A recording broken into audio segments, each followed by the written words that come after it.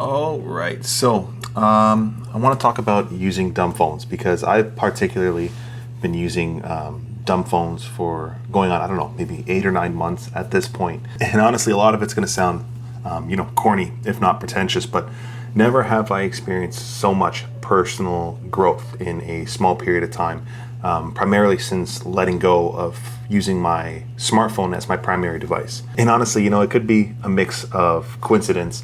Maybe it's the midnight motivation we all randomly get every now and then, or it really is just the fact that I haven't been, using a smartphone as much as I previously have. For once in my life, I find myself happily and consistently getting exercise for the first time ever. I'm reading for the first time in like 20 years. Literally 20 years is the first time I'm consistently reading. And honestly, I find myself finally comfortable enough to just sort of slow down my entire lifestyle and even enjoy the more simple and mundane things I typically have day to day. And yes, that even means being completely unproductive when I want to be, which is a good mix of video games, watching shows, and of course, like I mentioned, reading. With that, my whole dumb phone journey sort of started with my iPhone 13 mini, which is pretty old at this point.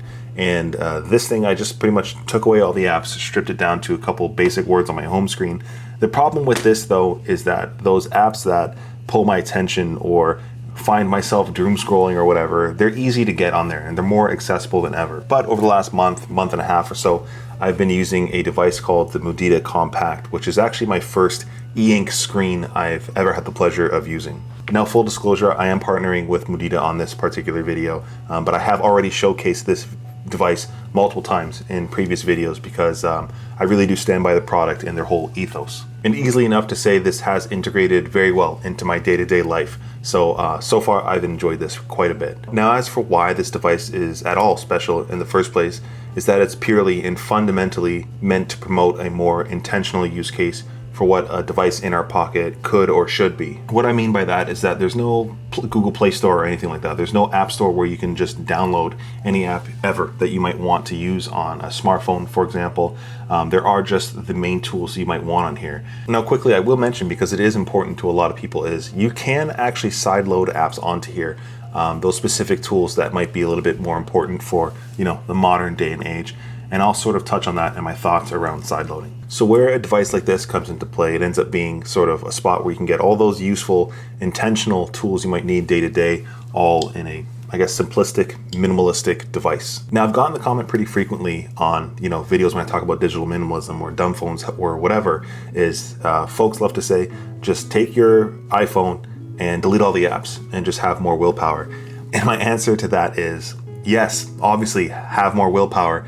The thing about that is not everybody does, and that's really okay. The reality is some people don't want to have more willpower, and they'd rather just take that necessity for willpower completely out of the equation and simply have a device that doesn't have those options whatsoever. So that's similar to us going to the grocery store and just not buying a bag of chips or not buying sweets or whatever. We have the ability to do that. I can go buy the iPhone and use the iPhone, but I'm choosing not to have it in my home whatsoever. So that's where a device like the Mudita Kompact sort of fits. It's just taking that necessity for willpower out of the equation. Like I've mentioned, I've used an iPhone 13 mini. I've dumbed it down, but honestly, it could just be as simple as having a bad day. I'm decision fatigued, I'm exhausted, and those apps that I don't want to be having on my phone just end up back on there. It does happen eventually, whereas if you do have a device like this, it's far less accessible. So for the people who just, say have more willpower, yes, you're correct. There's a lot of people who simply don't care to, and that's where a device like this comes in, and I'm all for it. Now, as for the display on here, this is my first e-ink screen of all time, and I can see what the hype is all about when it comes down to the e-ink screen. Now, my wife has a Kindle and she absolutely loves it. She sort of swears by the e-ink screen on there. And now I sort of get it. For myself, as somebody who literally hasn't read regularly, at least since the 7th grade, again, going on like 20 years or whatever the heck, having an e-ink screen has been a game changer for how much I read.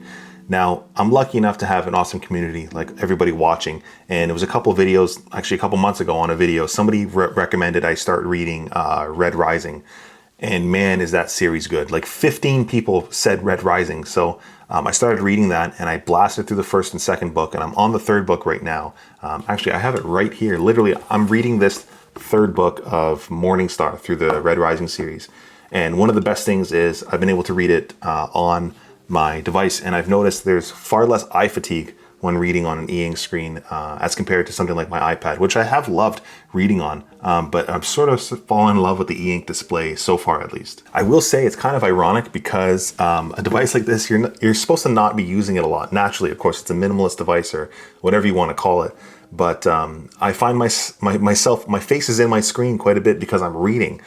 Kind of ironic, but at least it's not, social media and all the fun, distracting apps I typically would have on a smartphone.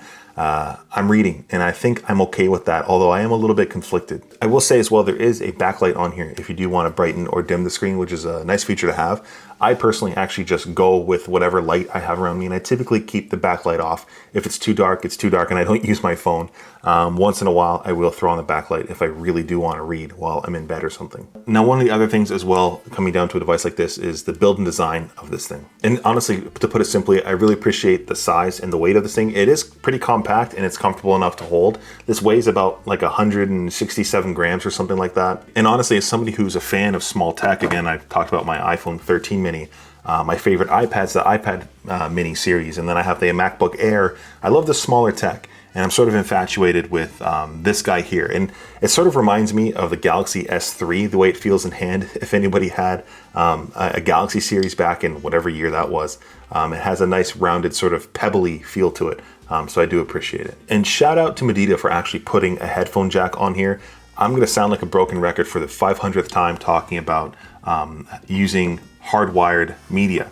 It's one thing that I've sort of fallen in love with, particularly. I love using my in-ear monitors for the 400th time. Having my complete music library on this device and using my earbuds on here has been an absolute charm. As somebody who typically uses AirPods or my Sony XM5s or whatever, actually just plugging into this Mudita Kompact has been awesome in terms of sound quality. I really do appreciate it. Apart from that, this does have a micro SD card slot. So I've actually put my entire music library on an SD card. As somebody who collects vinyls, a lot of those vinyls actually come with little download cards. So I sort of treat my SD card like a digital vinyl library. I'm gonna sort of touch on music a little bit extra as well though, but I'm an absolute music fiend, and the music on here has been awesome, especially again with the wired headphones. I will say the music app is pretty basic. There's no artist or playlist sorting, which is something that I really wish I had on here. If I want to throw on a vinyl record, for example, I'm gonna listen to the album through and through. So far, I've only found a way you can just shuffle all of your songs, which is okay, really, but I would have loved to see some sort of music library organization. Hopefully that's something that comes in the future update. Now there is something as well on the body of this device. There's a switch on the side here, sort of like a mute switch you'd find on an iPhone. And this is the offline plus switch, if I'm not mistaken. And this pretty much gets you completely off grid. So this is particularly a feature where you can turn on airplane mode incredibly easily. And what this does, it sort of just promotes going offline or off grid whenever you might want to at the flip of a switch. Apart from the whole connectivity thing as well, this does disable GSM in the microphones at a hardware level, which is pretty sweet for privacy. This also goes in hand with cutting off the camera, Bluetooth, and any of those sort of things. So from a privacy or security standpoint, I know that's important to a lot of people, so that is a pretty good feature to have. And I will say it's creepy, but also very freeing. If anybody was, kind of feel old saying this, if anybody was around in the 90s or the 2000s, if you were out of your house and you didn't have access to your landline, you just weren't available. And with that comes a sort of sense of freedom, but also a sense of, I don't know, again, creepiness. So I personally just throw this on in the evening I try to at least once a day, 1 hour, I throw that into, do not disturb mode or offline grid mode.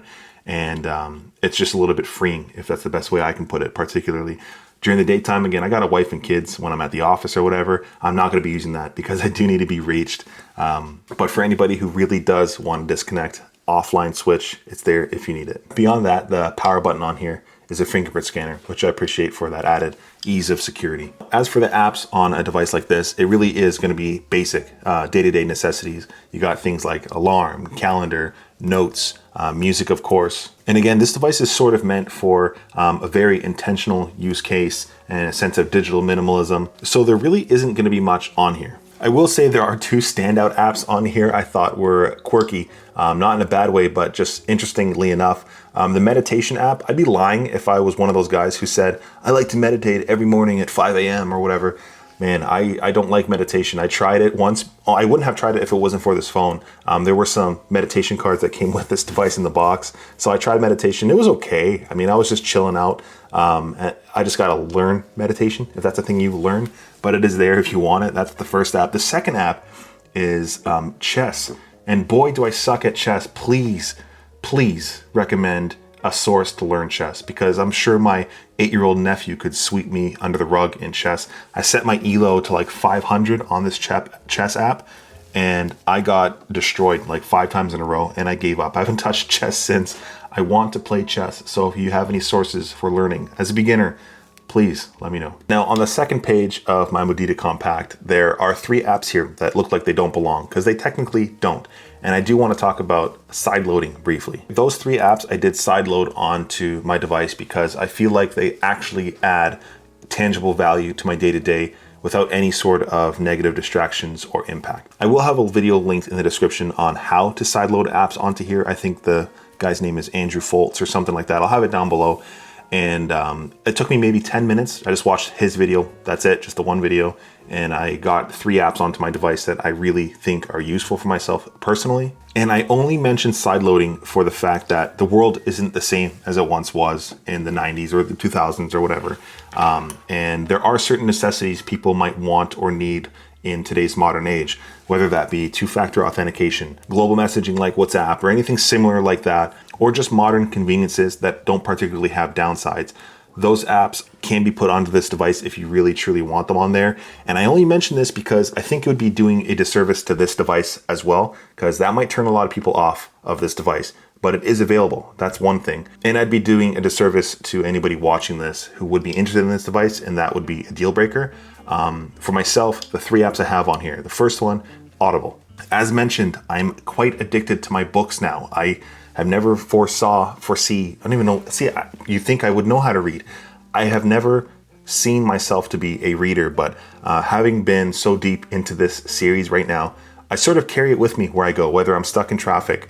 I try to stack it with other healthier habits I'm building. Like if I'm at the gym, I'll listen to my audiobook, which has been an awesome time for myself. So Audible has been excellent to have on this device particularly. The second thing sort of goes in hand again with my time in the gym. Right now I'm working on a hybrid program that is half rock climbing or bouldering and half powerlifting, which I love both of those things. And right now I'm tracking my weight, I'm tracking my macronutrients, so I have MyFitnessPal on there. So that is one thing that I could do it by pen and paper, but I don't particularly want to, and the convenience is there on this device. I don't think that's a bad thing. Now the third app could be a little bit more controversial depending on who you are, and that's gonna be Spotify. This one, even I sort of feel like it's a little bit cheating, mainly because, again, I have my digital vinyl library on a micro SD card, but I still love Spotify. And the primary reason for that is because I have kids. If anybody has children who loves hearing Let It Go 400 times a day, I would be in big trouble if I didn't let my daughter listen to Let It Go in the car after I pick her up from school. And I personally just absolutely love my music, so it's a big part of who I am.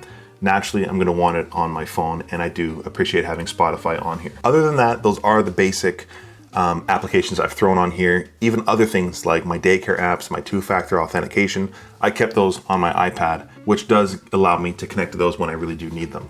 Beyond that, my Kompakt is incredibly basic. Now, separately from that, surprisingly, even though this is an e-ink screen, there is a camera on here. Now, viewing it, of course, on an e-ink screen is not gonna be the easiest thing, but I will say the photos coming out of this device are absolutely okay.